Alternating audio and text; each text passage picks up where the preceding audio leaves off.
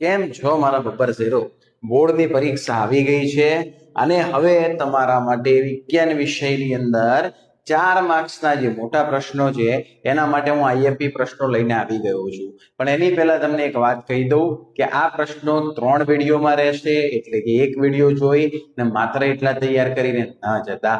પહેલી વિડીયોની અંદર ટોપ 10 ક્વેશ્ચન લઈને આવ્યો છું, જેની અંદર દાણાદાર ઝીંક ધાતુની મંદ સલ્ફ્યુરિક એસિડ સાથેની પ્રક્રિયા અને દહન દ્વારા હાઇડ્રોજનની વાયુ ચકાસણી કેવી રીતે કરી શકાય છે આ બાબત પ્રયોગાત્મક રીતે વર્ણવો.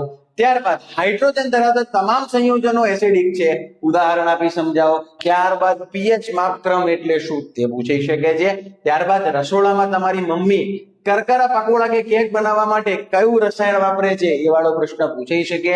ત્યારબાદ સોડિયમ હાઇડ્રોક્સાઇડના ઉત્પાદન માટેની ક્લોર આલ્કલી પદ્ધતિ સમજાવી તેની નિપજો વિશેની ઉપયોગિતા જણાવો એ પ્રશ્ન પૂછાઈ શકે છે.